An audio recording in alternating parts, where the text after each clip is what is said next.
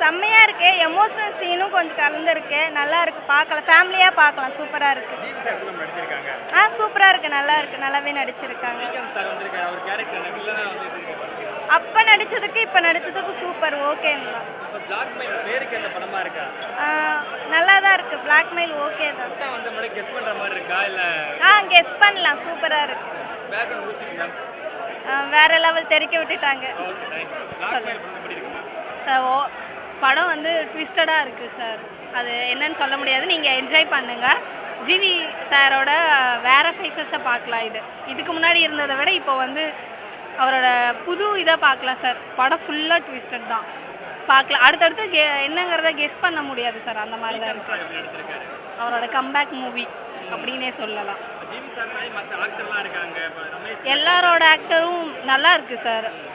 அதான் எல்லாருமே பார்க்கலாம். இவங்க ஃபேமிலி அப்படிங்கிற ஓவராலாக எல்லாருமே பார்க்கலாம். படம் எல்லாமே இருக்குது சார். Worth sir. புரியல. அதான் சார், படமே ஓவராலாக ஒர்த்து, பார்க்கலாம், அந்த மாதிரி தான் இருக்குது. தேங்க்யூ. சூப்பராக இருக்குது. ஒவ்வொரு சீனுமே நல்லா ட்விஸ்ட்டாக இருக்குது. எல்லாமே கம்ப்ளீட்டாக ஃபேமிலி ஆடியன்ஸோட வந்து பார்க்க வேண்டிய படம். சூப்பராக இருக்குது.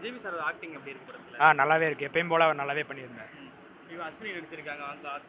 எல்லாமே எல்லா கேரக்டர் ஆர்டிஸ்ட்டுமே எல்லாமே கேஸ்ட் அண்ட் க்ரூ எல்லாமே சூப்பராக பண்ணியிருந்தாங்க. எல்லாமே ஃபேமிலி ஆடியன்ஸோட வந்து பார்க்க வேண்டிய படம். நல்லாவே இருக்குது. எல்லாமே இருக்குது. ஸ்ரீகாந்த் சார்லேருந்து எல்லாமே நல்லாவே பண்ணியிருந்தாங்க. ஒவ்வொருக்குமே சீன் பை சீன் வந்து த்ரில்லிங்காக இருக்குது. ரொம்பவே சூப்பராக இருக்குது. எதிர்பாராத ட்விஸ்ட்டும் இருக்குது, எது பார்க்குற மாரி இருக்குது, எதிர்பாராத மாரி இருக்குது. எல்லாமே நல்லா இருக்குது. அடுத்தது சீனை நம்ம ப்ரெடிக்ட் பண்ணுற மாரி இருக்கும், ஆனால் அதுமாரி இருக்காது. எல்லாமே வந்து பாருங்கள், தேட்டரோட வந்து பாருங்கள்.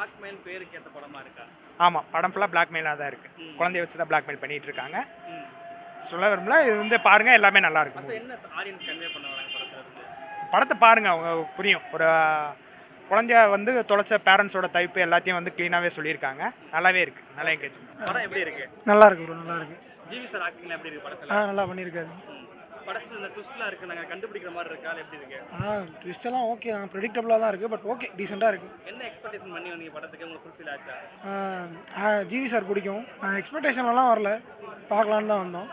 என் ஃப்ரெண்டு தான் அசோசியேட் எடிட்டர், நல்லா பண்ணியிருக்காங்க. ஸ்ரீகாந்த் எப்படி நடிச்சிருக்காரு? ஸ்ரீகாந்த் ஓகே தான், நல்லா தான் பண்ணியிருக்காரு. பேக்ரவுண்ட் மியூசிக் எப்படி தர வந்திருக்கு? ஓகே தான், ஒரு பாட்டு நல்லா இருக்குது, பிஜிஎம்லாம் ஓகே தான்.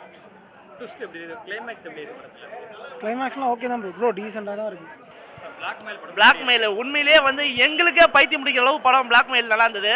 ஏன்னா படம் ஃபுல்லாக ட்விஸ்டா, ஒரு படத்தில் ட்விஸ்ட் இருக்கலாம், படமே ட்விஸ்ட்டாக இருக்கலாமா, அந்த அளவுக்கு ரொம்ப இன்ட்ரெஸ்ட்டாக இருந்தது. சில சீன்லாம் போர் அடிச்சது ரொம்ப. என்னடா சம்மந்தம் இல்லாத ஒரு சில சீன்லாம் வருதுன்னு பார்த்தோம். இன்னும் கொஞ்சம் கமர்ஷியலாக கொஞ்சம் கொண்டு போய் தான் நல்லா இருந்து தோணுச்சு. அப்புறம் ஜிவி பிரகாஷோட ஆக்டிங் ரொம்ப நல்லா இருந்துச்சு. அப்புறம் அந்த குட்டி பொண்ணு, அவங்க தான் உண்மையிலே படத்தில் ஹீரோவே அந்த பொண்ணு தான். அந்த பொண்ணை பேஸ் பண்ணி தான் ஃபுல்லாக கதை. ஒரு பணத்துக்காக ஒருத்தர் ஓடுறான், அவன் கடைசியில் அந்த பணமே வேணான்ட்டு போகிறதுலாம் உண்மையாக எக்ஸ்ட்ரா நிறையா இருந்துச்சு. ரொம்ப நல்லா இருந்துச்சு, பார்க்கலாம். ஒன் டைம் ஆச்சு போது. அவரெல்லாம் நடிக்கவே இல்லைங்க, சும்மாங்க. அவர் கேட்டலாம் எங்கேயுமே பெருசாக ஒரு கூட ஆகல. ஜிவி பிரகாஷ், அப்புறம் கூட அந்த ரமேஷ் திலக்கு, அப்புறம் அந்த பிந்து மாதவி, அந்த பொண்ணுலாம் ரொம்ப நல்லா பண்ணியிருந்தாங்க. அவர் கேட்டு வராரு ஒரு புருஷன், அவ்வளோதான். அவன் என்ன பண்ணுவான் அப்படின்னு தான் பண்ணுறாங்க. ஓகே, ஒன் டைம் ஆச்சு போல். எனக்கே பைத்தியம் முடியும். ஒரு வாட்டி ஒரு மாதிரி பார்த்தா தான் எனக்கு கிளியர் ஆகும். அந்தளவுக்கு படமே ட்விஸ்ட்டு. இல்லை, ஒரு சில இதெல்லாம் புரிஞ்சிக்க முடியுது, ஒரு சில இதெல்லாம் புரிஞ்சிக்க முடியல. என்னடா ட்விஸ்ட் இருக்கலாம், படமே ட்விஸ்ட்டு அப்படின்ற மாதிரி தான் யோசித்தேன். நமக்கே பைத்தியம் முடிச்சிச்சு. வெளியே 1000 பைத்தியங்கள் இருக்கும்போது அவங்ககிட்ட தப்பிச்சு உள்ளே வந்தால் உள்ளே வந்து மாட்டிகிட்டன்றதா ஒரு அர்த்தம். இப்போலாம் டேரக்டர் கைட்டானா டேரக்டர் என் கையில் கிடச்சான்னு அவரே கடத்தி வச்சு நானே பிளாக்மெயில் பண்ணி எப்படி சார் இப்போலாம் யோசிச்சிங்க, உங்கள் மூளை எங்கே இருக்குது அப்படின்னு கேட்டு அந்த மாதிரி கேட்குற மாதிரி இருக்குது. ஓகே, ஒன் டைம் ஆச்சு போல். இல்லை, மியூசிக்லாம் பெருசாக ஒன்றுமே இல்லை. சாம் சிஎஸ் பண்ணியிருக்காரு. நார்மலாக ஒரு படத்துக்கு என்ன தேவையோ அது மட்டும் தான் கொடுத்துருக்காங்க. பெருசாக எங்கேயுமே ஒர்க் அவுட் ஆகாத மாதிரி இருந்துச்சு. பெருசாக எங்கேயுமே அவருக்கு ஸ்கோர் பண்ண மாதிரி அந்த சாங் ஒன்று இருக்குது. அது ஆல்ரெடி நம்ம புஷ்ப படத்திலே பார்த்துருப்போம். அந்த சாங் அப்படியே சாயலில் தான் பண்ணியிருக்காங்க. கொஞ்சம் நல்லா இருந்துச்சு. கொஞ்சம் கிளாமர் கொஞ்சம் பார்க்கும்போது கொஞ்சம் பரவாயில்ல, கொடுத்த 100 ரூபாய்க்கு ஒருத்தப்படலாம் அப்படின்ற மாதிரி நான் சந்தோஷப்பட்டேன். அவ்வளோதான். நல்லா இருக்குது. அதெல்லாம் படமே ட்விஸ்ட் தான். படம் நல்லா இருக்குது. ஆரம்பிக்கும் போது கொஞ்சம் ஸ்லோவாக இருந்தாலும் போக போக இதாச்சு. சில சீன்லாம் சம்மந்தம் இல்லாமல் இருந்தது. என்னடா லாஜிக் அதுக்கு மிஸ் ஆன மாதிரி இருந்தது. ஓகே. இல்லை, அவர் படத்தில் வந்தோன்னா ஒன்று சாங் இருக்கும், காமெடி இருக்கும், அட்லீஸ்ட் ஒரு கதையாவது இருக்கும். பிளாக்மெயில்னு ஒரு விஷயத்தை வச்சு எல்லாமே பிளாக்மெயில் தான். ஆனால் படமே சுற்றி அந்த பிளாக்மெயில் ஒரு விஷயத்தை வச்சே சுற்றி ஓடுறன்ற போது தான் ஒரு விஷயத்தை ஏற்றுக்க முடியல. மற்றபடி ஓகே. அதான் ஹீரோ வந்து பணத்துக்காக தான் ஒரு விஷயத்த பண்ணுறாரு. கடைசியில் அந்த பணமே ஒருத்தர் கொடுக்கும்போது வேணான்ட்டு போகிறான். அது எப்படி தான் ஒத்துக்கிறது, அது எப்படி ஒத்துக்குதுன்னு தெரியல. நம்மளே சும்மா ஒரு 10 ரூபா 20 ரூபா கீழே கிடந்தாலும் விட்டு போவோமா, தாண்டியே போவோம், எடுத்து ஜோல் போட்டு தான் போவோம். அந்த அளவுக்கு தான் ஓகே. அதெல்லாம் கொஞ்சம் சில சீன்லாம் கொஞ்சம் இன்னும் கொஞ்சம் ஒர்க் பண்ணியிருந்தாங்கன்னா படம் ஹிட் ஆகிருக்கும். ஓகே பார்க்கலாம். ஆக்டிங் எப்படி சார்?